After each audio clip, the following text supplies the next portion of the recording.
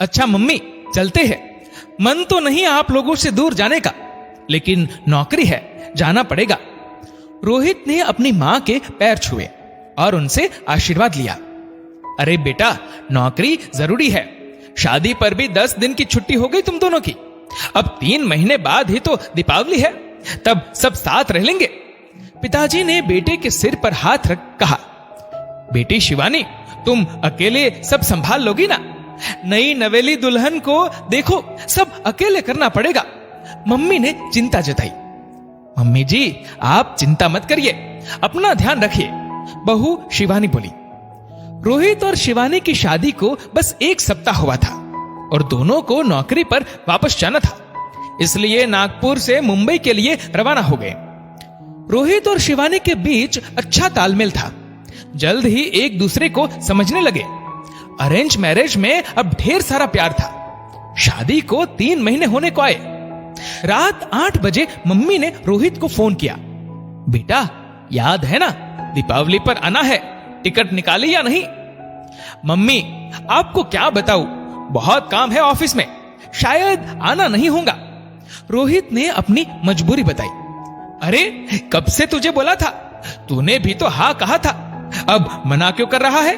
क्या बहू ने मना किया? मम्मी बेटे रोहित पर बरस पड़ी। अरे यार मम्मी, काम है ऑफिस में मुझे, शिवानी तो तैयार है, आप बार बार क्यों यही पूछती हो? अब इतने साल से दीपावली घर पर ही तो मनाई है, इस बार नहीं आ पाया तो क्या होगा? आप भी ना समझते नहीं कुछ, बस एक ही रट लगा रखी है। रोहित ने बिना सोचे समझे अपनी मां को यह सब कह दिया और फोन बंद कर दिया।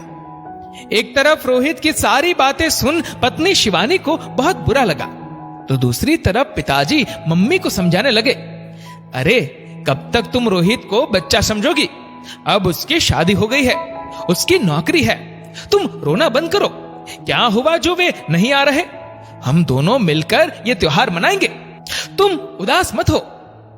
आहत मन को संभाल पाना मां के लिए नामुमकिन था। रह रहकर ख्याल आता कि संतान कैसे अपने माता पिता से ऐसे बात कर सकती है। बेटा अपनी मां से कैसे ऊंची आवाज में बोल सकता है? यही सब सोच मां के आंसू रुक ही नहीं रहे थे। शिवानी ने रोहित को समझाते हुए कहा, रोहित, ये किस तरह से तुमने अपनी मां से बात की? अपनी बात को आराम से भी तो समझा सकते थे। उन्हें कितना दुख हो रहा होगा, कितने समय से वह हम दोनों का इंतजार कर रहे हैं। शादी के बाद यह हमारा पहला त्योहार है और हम वहां नहीं जा पा रहे। उन्हें बहुत उम्मीद थी और अब तुम्हारी इस तरह की बातें उन्हें कितनी चोट पहुंचा रही होगी। तुम्हें नहीं लगता कि तुम्हें उन्हें फोन करके सॉरी कहना चाहिए? ये सब सुनकर रोहित जोर से बोला, शिवानी, ये मेरी और मां के बीच की बात है और मां बेटे में कोई सॉरी नहीं बोलता, वह समझ जाएंगी, उन्हें आदत है। शिवानी ने कहा, रोहित, तुम शायद समझते नहीं, लेकिन हर रिश्ते की एक मर्यादा होती है। हर रिश्ते में एक दूसरे का सम्मान करना बहुत जरूरी होता है। तुमने ये कैसे सोच लिया कि वह समझ जाएंगी? अक्सर हम ऐसा ही करते हैं। हमारे जो खास है, जो हमारे अपने हैं, जिनसे हमारा खून का रिश्ता है, हम उनकी परवाह ही नहीं करते। बस यही सोच लेते हैं कि ये जो कर रहे हैं वह उनका फर्ज है या ये समझ जाएंगे, लेकिन ऐसा नहीं होता। मुझे ऐसा लगता है कि तुम्हें उनसे माफी मांगनी चाहिए। रोहित उसकी बात अनसुनी कर दूसरे कमरे में चला गया। शिवानी ने अपनी सास को फोन लगाया और उनसे कहा, मम्मी जी, मुझे मालूम है कि आप बहुत दुखी होंगी। रोहित को ऑफिस में बहुत ज्यादा काम है, इसलिए शायद वह ठीक से बात नहीं कर पाए। मैं उनकी तरफ से आपसे माफी मांगती हूं। हम कोशिश जरूर करेंगे कि हम वहां आ पाए। मुझे भी आप लोगों के साथ पहला त्योहार मनाने की बहुत इच्छा है। वैसे आप लोग क्यों नहीं आ जाते हैं? हमारा साथ होना जरूरी है, फिर हम वहां आए या आप यहां, क्या फर्क पड़ता है मम्मी जी? उन्होंने बहू से कहा, अरे तुम परेशान मत हो बहू, ये सब तो चलता ही रहता है। तुम भी सही कह रही हो, साथ रहना जरूरी है। मैं तुम्हारे पापा जी से बात करती हूं, देखते हैं क्या होता है। ऐसा कहकर उन्होंने फोन रख दिया। शिवानी की ये सारी बातें उसकी सास और ससुर को बहुत अच्छी लगी। ससुर ने कहा, देखा तुमने, शायद हमारी परवरिश में ही कोई कमी थी।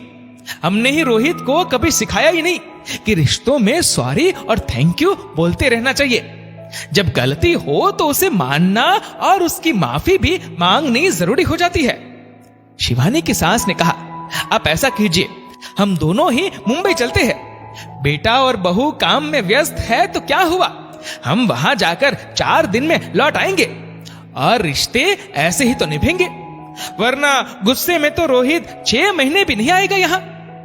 दिवाली के 2 दिन पहले ही शिवानी के सास ससुर शिवानी और रोहित के घर आ गए।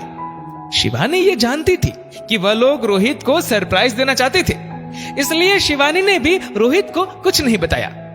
रोहित अचानक अपने मम्मी पापा को देखकर बहुत भावुक हो गया और वह बहुत खुश था कि इस त्योहार के समय में उसकी मम्मी और पापा उसके साथ है। उसने कहा, अरे आप लोग यहाँ अचानक कैसे आ गए? अच्छा किया जो आ गए, मेरा तो आना ही नहीं हो पा रहा था। मम्मी ने रोहित के सर पर हाथ रखकर कहा, अरे हम आए या तुम लोग, बात तो एक ही है ना। रोहित ने शिवानी को देखा और वह समझ गया कि शिवानी ने ही मां से बात की होगी। अभी मां रसोई घर की तरफ जाने ही वाली थी कि रोहित ने अपनी मां के पैर छूते हुए कहा, मम्मी मुझे माफ कर दो, उस दिन फोन पर मैंने तुम्हें बहुत कुछ कह दिया, मुझे कहना नहीं चाहिए था, आई एम सॉरी। मम्मी भी मुस्कुराते हुए बोली, अरे बेटा, अच्छा लगा कि तुम्हें गलती का एहसास हुआ। जो भी हो, हमारी शिवानी बिटिया ने हमें एक अच्छी चीज सिखाई है कि भाई यदि गलती हुई है तो माफी भी मांग लेनी चाहिए, और कोई हमारे लिए कुछ अच्छा करे तो उसे थैंक यू भी कहना चाहिए। तो फिर हम तीनों को मिलकर शिवानी को थैंक यू करना चाहिए, है ना?